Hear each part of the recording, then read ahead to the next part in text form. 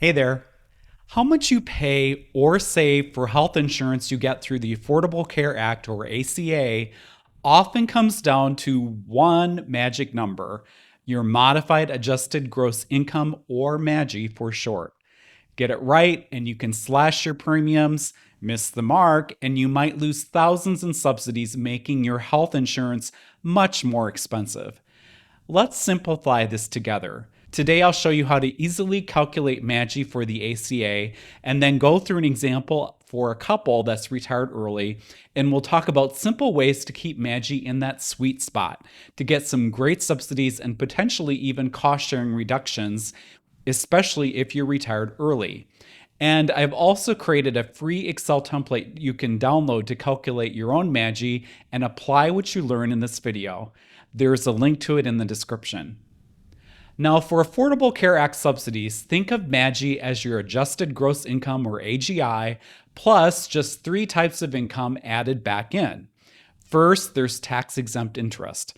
This is interest that's not federally taxed, usually from municipal bonds or funds. For ACA, you add the whole amount back in. For example, $1,200 of municipal bond interest goes right on top of your AGI to get your MAGI. Second, there's non-taxable Social Security benefits.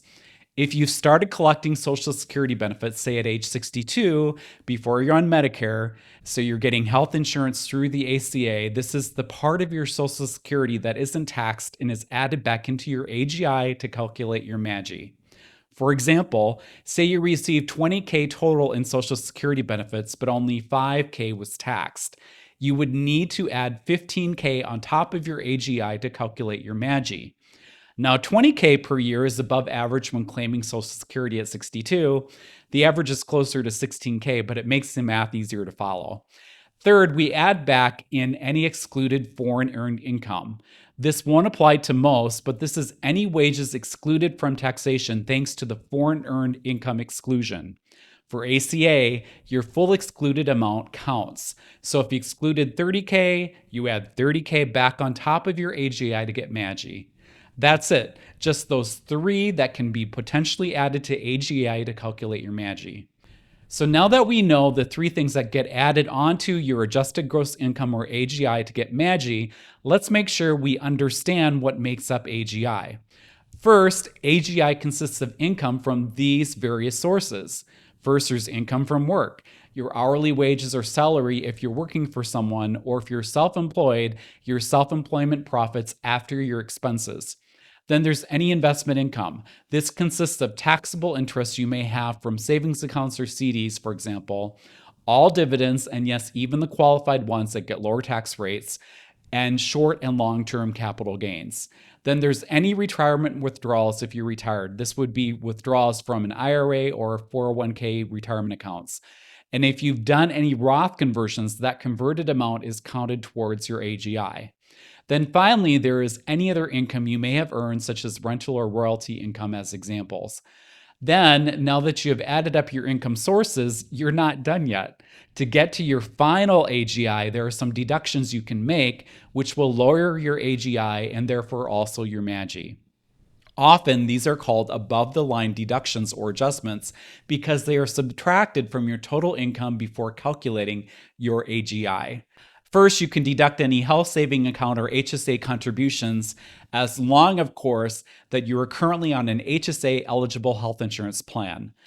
Deductible traditional IRA contributions if you are eligible to do that. Also, if you're self-employed, you can deduct half of the self-employment tax. This is because if you're self-employed, you pay both the employer and the employee benefits of Social Security and Medicare taxes. So the IRS lets you deduct half of this tax from your income, which lowers your taxable income and your MAGI. And also, if you're self-employed, you can deduct SEP IRA or solo 401k contributions. Lastly, whose income counts to calculate your AGI and MAGI? Well, it's your tax household. It's you and your spouse, plus any dependents required to file a tax return because their income crosses the IRS threshold to file, which is specified in IRS Publication 501, and I've included a link to that in the description. Let's put all that we've worked on in action with an example, and I'm using the Excel template that I created that is free for you to download. There is a link in the description. We have Alex, age 60, and Jennifer, age 58. They are recent early retirees and are calculating their MAGI for when they apply for an ACA health plan. Let's add their estimated income step by step. First off, they expect to have $4,500 in ordinary and qualified dividends. So I'll enter that in. They expect to have $300 in taxable interest from a savings account and CDs.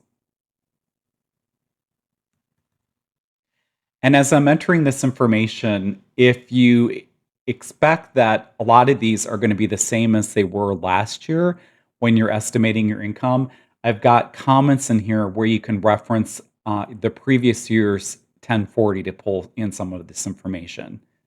And these comments do have a lot of helpful information that I've added in. They estimate they're going to have $5,000 in realized long-term capital gains.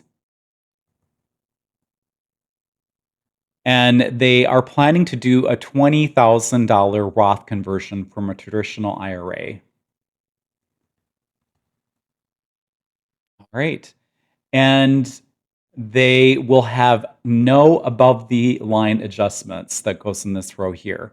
And you can see there's other inputs as well if they had rental, royalty, or other taxable income or unemployment compensation, short-term capital gains, or if they were still employed, either with a wage or salary or self-employed, there are rows here to enter that information in. All right, so we've put in their inputs. This is giving them an adjusted gross income right now of $29,800. And then we have the three items that we talked about that are added back in to determine MAGI. That's tax-exempt interest, usually from municipal bonds or funds, any above-the-line adjustments, and I've got that would be most likely the non-taxable portion of Social Security. Alex and Jennifer are not on Social Security; they're too young for that, so they don't have any of that. And they also do not have any excluded forward income, nor do they have any tax-exempt interest. So in this case, because they don't have the three additional items that get added back into AGI to get MAGI, in this case, their AGI and their MAGI are the same. The ACA uses the last year's FPL to set subsidies for the next year. So for 2026, it will use 2025's federal poverty levels. Alex and Jennifer's MAGI of $29,800 is above 100% FPL, and in fact, it's at 141%. And because they are under 250% of FPL, they'll also qualify not only for great subsidies, but also cost sharing reductions as well on silver plans. These cost sharing reductions reduce deductibles, copays, coinsurance, and the out of pocket maximum. And really, these cost sharing reductions are amazing when you can control your MAGI to be under 250% of FPL or more. And the best cost sharing reductions are if you fall between 100 to 150% of FPL. In fact, I created an entire video that demos these amazing cost sharing reductions and subsidies you get, all by managing MAGI, and I'll provide a link to it in the description and at the end of this video. Okay, so we just calculated in this example that Alex and Jennifer's MAGI is $29,800. Now you might be thinking, wait a second, how are Alex and Jennifer living on just $29,800 a year in early retirement? Remember, MAGI is not the same as cash flow. Here's what's really happening. They sold higher cost basis shares in their taxable brokerage account. The cash from the sale covers living expenses, but only the gain portion shows up in MAGI. So to get that $5K in long-term capital gains in our example, they sold $75K in stock with a $70K basis. As such, they have $75K to spend, but only the $5K gain counts in MAGI. So while their MAGI is $29,800, their spending power is quite a bit higher. This is a core early retirement strategy. Control what counts as income while still having more to live on. Speaking of that, I created a video that I'll link to in the description and also at the very end of this video that is devoted to controlling MAGI for ACA health insurance and how specifically a taxable brokerage account can be a real superhero in controlling MAGI. Also, one thing to keep in mind too, when you control MAGI for the ACA, you also don't want your MAGI to get too low. In states that haven't expanded Medicaid, like Texas, Florida, and Georgia, adults under 100% of FPL usually fall into a coverage gap, meaning they don't qualify for ACA subsidies or Medicaid. If you're in one of these states, always plan to keep your MAGI above 100% FPL. If you're not in one of these states, then falling below 100% of FPL would qualify you for Medicaid coverage. And be sure to check if you're in a state that has expanded Medicaid or not. Okay, so now that you know how to calculate your MAGI, then you can use Healthcare.gov's online estimator tool. I put a link in the description for that too, and you can see the insurance plans available to you and the subsidy you will get based upon your MAGI. And if your MAGI is below 250% of FPL, don't forget to check out the silver plans because you'll also qualify for the amazing cost sharing reductions I mentioned earlier. And these are only available on the silver plans.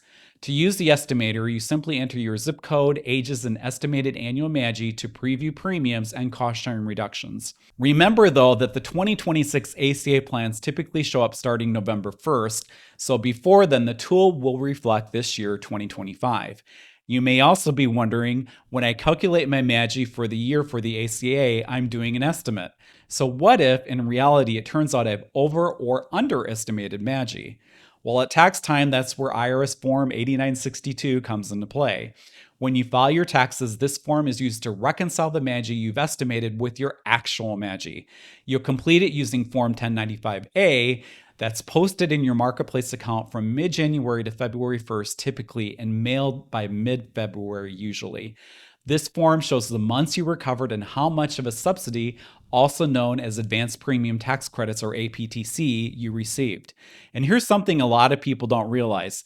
When you estimate your MAGI for the year and submit that estimate to the ACA marketplace, it doesn't mean that you can't change your MAGI estimate as the year goes on. In fact, if you found that you've overestimated or underestimated your MAGI estimate as the year progresses, you can simply log into your marketplace account and update your MAGI estimate. The reason you'd want to do this is because if your MAGI estimate goes up, the system will then lower your monthly subsidies so you don't get stuck with a surprise payback at tax time. And if your MAGI estimate goes down, there's an advantage too because you may qualify for higher subsidies or even stronger cost sharing reductions. And you'll start seeing those savings right away, which is really nice. I personally have done this as I'm on an ACA plan. What I personally have done is check my MAGI once per quarter and then updated the ACA if my MAGI has changed. And one more heads up about managing MAGI and how this is likely going to be critical to monitor if you're on an ACA health plan in 2026. Right now in 2025, we're still enjoying the expanded subsidies that were created during the pandemic and extended through the end of this year. But unless Congress acts, and so far they haven't, those enhanced subsidies are set to expire at the end of this year. In fact, I've created a whole video on this that I'll link to in the description as well.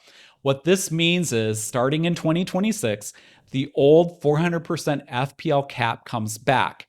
If your household MAGI ends up even $1 over 400% of FPL, even $1, you will not get any premium subsidies for the year.